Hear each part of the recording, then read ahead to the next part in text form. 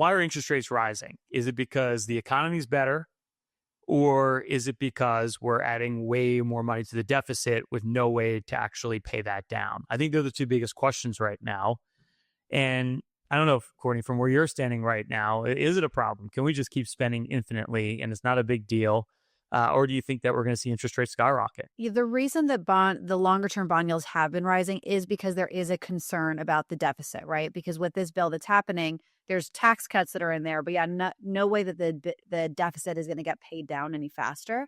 So this isn't necessarily a short term problem. This isn't like some big head we're coming to, but people are starting to realize that that could push rates higher, which does have an effect on the economy, right? If you're borrowing at higher rates, that affects consumers, that affects businesses. But shorter term, those tax cuts can actually be stimulatory. So it can actually increase growth. And that's what people are trying to figure out, is the short term or the long term going to win here? But do we know how much growth it really adds, Bob? That's the thing I want to know. No one can give me a hard dollar on that. I know how much we're going to spend, but I don't know how much more growth we're going to have from deregulation and the fact that we're, apparently going to have just like monster growth over the next couple of years. I hope we do. But there's not really a dollar amount that we can actually assign to that, right? Versus what we're going to spend. Well, that comes under the title of known unknowns. And, we always have those. And, we call it the wall of worry. But, the market's smarter than everyone. And the market's climbing right now because perhaps it's looking past this, right? But once you have a black swan event like tariffs, they lose their surprise power, right? They don't have the ability now, to shock us or to change the market. So the market's looking at something else, right? It's looking at perhaps, those increased productivity numbers you've been talking about, right? They're looking at, maybe GDP growth that's well above what anybody's anticipating. You're seeing these countries around the world stimulate their economies. China stimulating their economy. Germany stimulating their economy. So the reason why Germany is outperforming every other market in the world by 100%. Yeah, it's wild, right? I mean, every day the European market goes up. Who would have guessed that? In fact, I think it's the biggest spread between the U.S. markets and international markets since like the early 90s that Europe is outperformed by this much. And we say it every week, but like, who would have predicted that, Courtney, at the beginning of the year? Like, I mean, we have Europe in our portfolio, but it wasn't because I thought that was going to be the big winner. In fact, if you would have asked me at the beginning of the year, I'll think that would be another dog in our portfolio again this year. Europe never going to go up again. Thankfully, we still own it, and it's the exact opposite. But man, oh man. That's always the sign, right? When we lose faith, like even as advisors, we're like, oh, you know what? This isn't going to go up any longer. That's usually the bottom, and that's when things are going to do well. It's been one of the best hedges in the portfolio this year, and that's actually why most of our clients are outperforming the S&P 500, which, as much as it has come up since the big dip that we saw in early April, it's basically flat for the year. But if you have things like international in there, you're actually doing much better than that. And it's not that we had any sort of gifted insight. This is why you want to be diversified, because everything is going to have its time in the day. And that's exactly what you're seeing with international right now, which oddly enough is because of these tariffs. I think it was an unintended side effect that they're having to stimulate their economies now. Well, I think that's also the hard part about being a long-term investor, who's allocated properly. You see your bond portfolio start to go down a little bit because rates have gone slightly higher, not extremely higher, but they've gone slightly higher. But, as a fixed income investor, you should hope for interest rates to go up every day for the rest of your life, as long as you own high quality bonds that come due. I want to reinvest my bond money at a higher interest rate, not a lower interest rate. Call me crazy. Well, that's a great irony right now. There's an abundance of opportunity in, I would call, cash flow investments, right? You've got interest rates have gone up, so bonds are attractive here. We know parts of the market like real estate investment trusts, energy pipelines, value stocks where the dividends are higher are still selling at a big discount to the market. Yet we know where all the money is going. It's going anywhere but there, right? The growth trade's back on. We got money piling in there again. The retail investor is all in on the Magnificent Seven. You have things like cryptocurrency and gold, which produce no income. That's where money's just getting shoveled into. And I have to think that probably is going to be a problem longer term. Whereas, all the great opportunities where the income's the greatest, which creates more certainty in your portfolio, nobody's buying those areas. And that's kind of the irony of investing, right? When the opportunity is the best, money doesn't tend to go to those areas. And that's what's happening now is people are very excited about artificial intelligence as they're putting money into all of the obvious artificial intelligence plays, like your Microsofts, your Googles, et cetera. But realistically, these are the companies that are spending billions of dollars to get AI. It is benefiting all of your other companies who are just increasing productivity and are at much cheaper valuations, which is why AI is the story. You just don't want to buy the obvious plays that have already run up and are now really expensive. You want to start to look at everything else because just like the internet affected all companies, that's exactly what AI is doing. Well, I think it's more than just AI. I think the big movement in the world right now, which I don't think gets enough attention, is deglobalization. Right? We're trying to nearshore everything, and let's face it, guys. I mean, you fly around the world, you're going to see airports that are a lot nicer than ours, roads that are a lot better than ours, trains that run on time. We have an enormous opportunity in infrastructure in this country, and that's coming. I mean, it's. We've been making a ton of money in the infrastructure play over the last 10 years. So I think it's more than that. And I think that's the biggest problem with chasing, what was last year's winners, because you can't buy last year's performance. You want to buy this year's performance, and that takes courage. And I also think it's more foresight, right? Because in the short term, everything that's been hot can run up here again. And I think it probably will because there's so much money on the sidelines. But when you think about the big themes longer term, it's a great point, Bob. It's physical infrastructure, not AI infrastructure that desperately needs a revamp. And like you said, I don't know, subways in New York, don't get me wrong, they're wonderful. They run on time, they're clean. That was a joke. But right, it's actually sad what our infrastructure looks like versus other places in the world. But the other component to this is what Courtney just said, is every business I talk to, no matter what business it is benefiting from artificial intelligence right now. Like I was speaking to this woman who works for a consulting firm, and she said her workday is going down to 4 days from 5 because some of the tests she would run when she was building code, she can just run it through AI now. That takes a day less than it used to. In our own business, if you look at our proposal process, it's actually going to be all run by AI now over the next couple of months. That's going to be less manpower, woman power. So it's just ubiquitous for every company right now, yet most people aren't seeing that opportunity with their money. So, Court, why do we need Ryan anymore? It's true. If AI can just do our whole jobs for us. Exactly. What do you mean anymore? You guys don't realize I've been useless since day one. I've just been created the illusion that I do work around here. My job's to motivate, not do, Bob. Okay, got it. All right. Thank you. Yeah. I need that clarification. But I think that's what the market's telling you, right? Is the fact that this technological driven productivity boom is what's really the future. That's what's driving markets now. It's pricing in the future, which is a much more efficient future than we have today. But it's not a revolution. It's the evolution of the whole technology process, right? It's all productivity has just gotten better and better, since I've gotten out of college because of technology. So it's just, there's this faster computing, who knows when quantum computing is coming, it's going to make a huge impact. But every single time we have a technological evolution, the economy gets better, the job opportunities grow. And there's always this big fear that goes along with it. So it's no different. It's just another cycle of growth coming from an innovation. It's a big cycle of growth, all right? I mean, it can really increase our productivity, probably more so than anything that's happened in the last 10 years. I think that's what markets are trying to wrap their head around, to Ryan's point, which that could create a lot more growth, which could be a reason that the markets are pricing this way. Yeah, and maybe more growth than ever, right? And more efficiency than ever. And I think that's the truth, right? So if you look out into the future right now, despite what they try to do on Capitol Hill to screw us, as Bob likes to say, no matter what tariffs we try to put on good short term, what trumps that all, no pun intended, is the fact that we have a huge productivity boom going on right now, which is going to create huge efficiencies in the economy, the stock market. That's why it's time to be bullish, get your money to work, invest in the long-term trend that's right in front of us.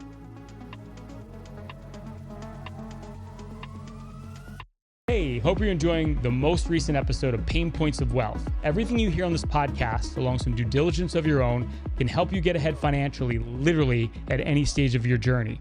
But if you want a more hands-on approach and you saved over $1 million, Bob, Chris, and I will put together for you our total financial master plan, and we'll do that with no obligation or cost. It's a full holistic review.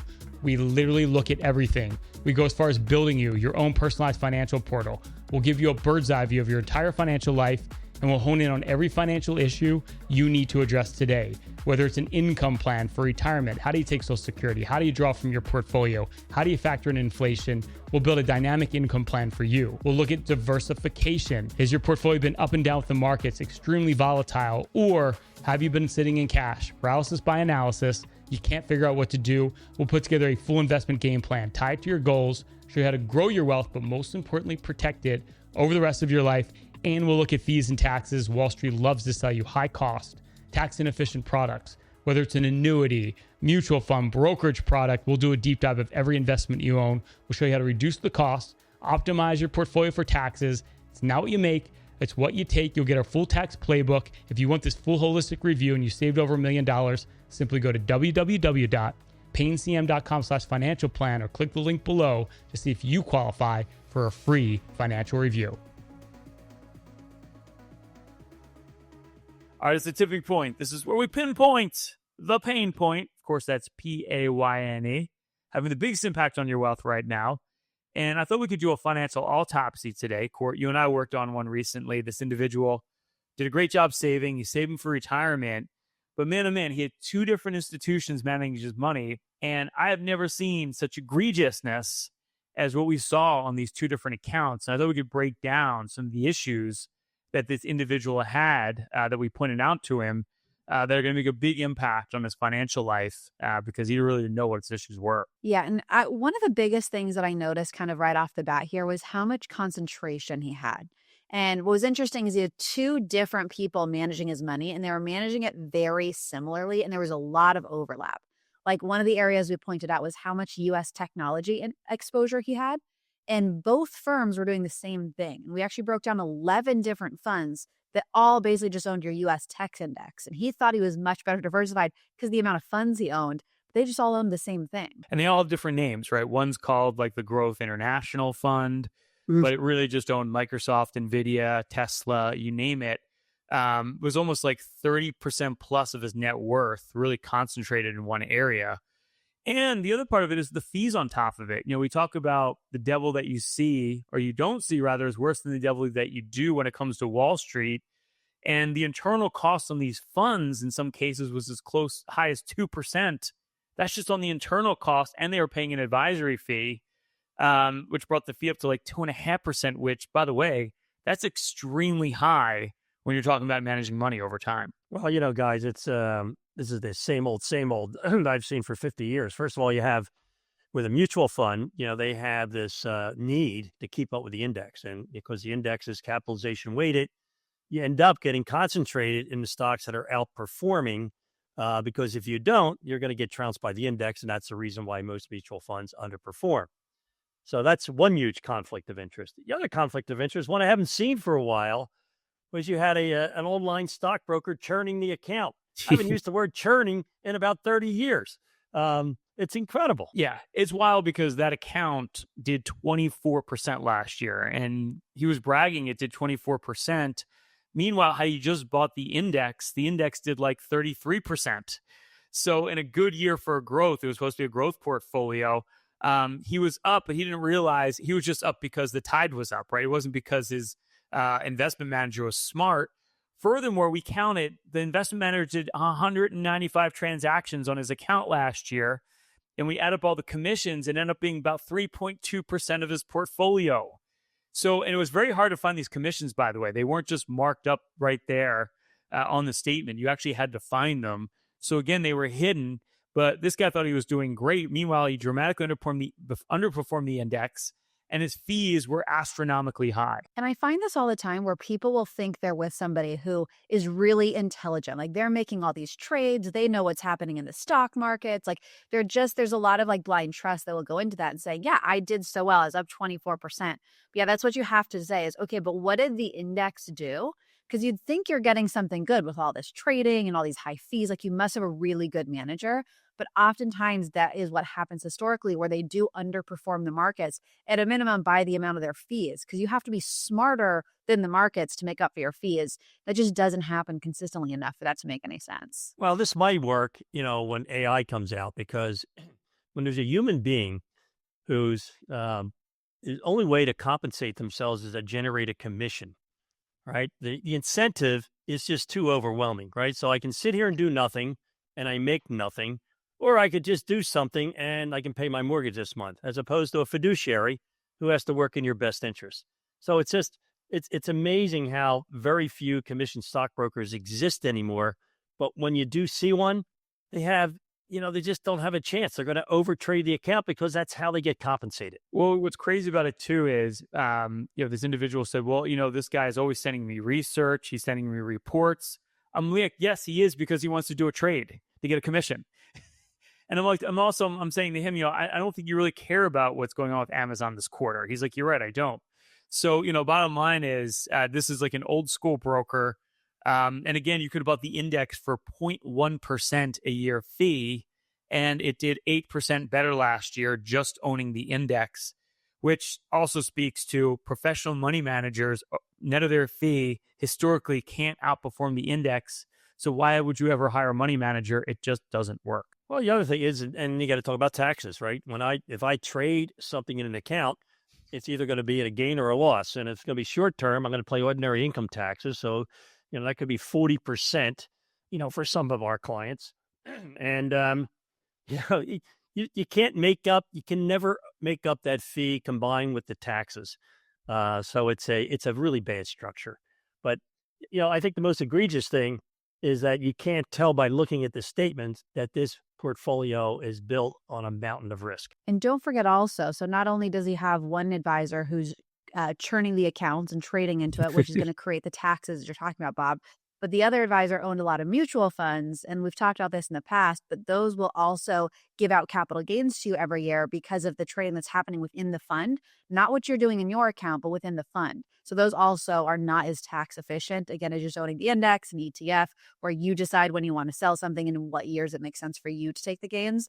And ideally the long-term gains, which are much less tax implication than any short-term gains, which you might not have a say over, like the way that this was getting managed. So you guys thinking that maybe the Trump administration is going to mandate that all financial advisors become commissioned stockbrokers so we can increase unnecessary taxes on the investing populace to fund the deficit? What do you think? It's one way of doing it, Bob. That is one way to do it. And, the other point too is those mutual funds is the cost on those was astronomical. And again, these are the fees you can't see. They were paying an advisory fee, which was almost 1%.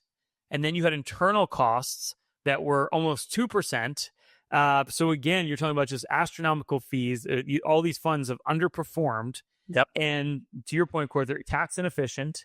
And again, they're extremely high in fees. And we factored in just going to a lower cost strategy where the income's higher, performance is better.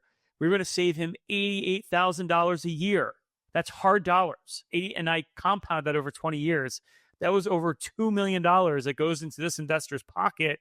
And again, that's not doing anything different. That's just lowering the cost of the actual portfolio. That's not doing anything magical, but he's going to have another $2 million just making sure the fees aren't exorbitant. But Rod, what about the stockbroker's yacht? I mean, how's he going to support that? Well, yeah, that is concerning. That's very concerning. I think the stockbroker probably could afford a yacht now with all the churning. But the other part of it too is, Bob, I know what you don't like is for the safe part of the investments, they have bond funds, high-risk bond funds that trade with the same kind of volatility to some extent the stocks do, and the money doesn't come due. So there's no protection in this portfolio because we know with bonds, if you own them, you want them to pay interest.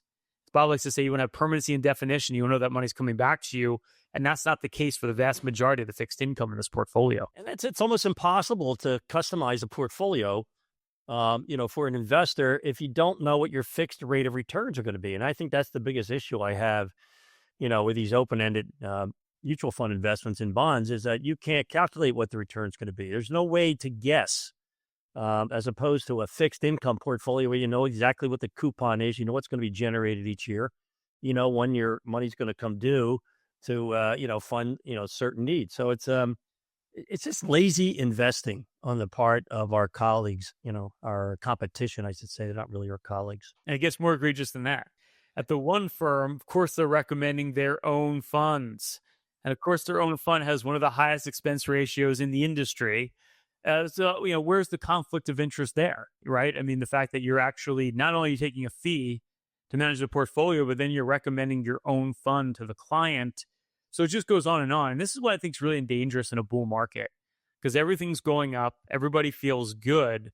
And you're almost like you're taking your eye off the ball with all those really important longer term components like lower cost, higher cash flow, tax efficiency. And clearly these portfolios find the market's going up, but when they go down, at some point markets are going to go down. It's going to be a real rude awakening on top of the fact that your portfolio is going down. You've got all these other issues.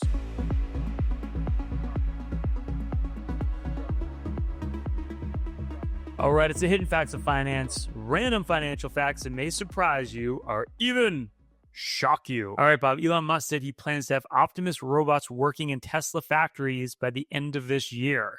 Last year alone, there were 31 Chinese companies with 36 humanoid models compared to only 8 in the US. Unanswered is the question of what China will do with all of its displaced factory workers.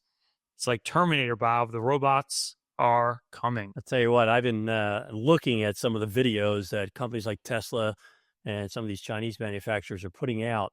Well, I'll tell you what, Terminator's already here. These things could dance, they can sing, they can put dishes in a dishwasher. It's pretty scary. And then there's one report that they're starting to learn by watching YouTube videos. Yeah, it's insane. Like you think about factories in the US, you could run them 24/7. You'll have no human capital to pay for. It's going to be a wild ride in the world of efficiency. And I think that's really what one of the things the stock market's betting on is the fact that companies are just going to continually get more efficient because of robotics, AI, automation, all that good stuff. All I know is Gary said, no bonus this year. Just get me a robot. Jeez, I need somebody to garden, pull the weeds in my garden. All right, Courtney. Retail investor stock market share hit a record 36% in late April, according to JP Morgan. This is more than triple the 10-year average of 12%. That's wild. Retail investors have bought a record $50 billion in equities since April 8th.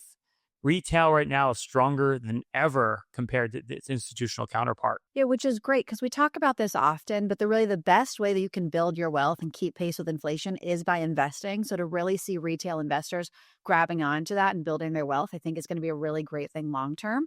But what's been interesting, we might have talked about this last week or so on the podcast, is how the retail investors have been buying this dip recently. And it's your big institutional investors that have been sitting out this rally and they're missing out. And now they're trying to do a catch-up trade. So you almost want to follow the retail investors, not the big institutions right now. Except for my career, the retail investor ends up never being right. So I suspect a lot of that money is going into NVIDIA, Tesla, Bitcoin, which... that might be signaling we might be closer to a top than not. I'm not sure. Well, of course, Rye, calling market tops is a very dangerous business.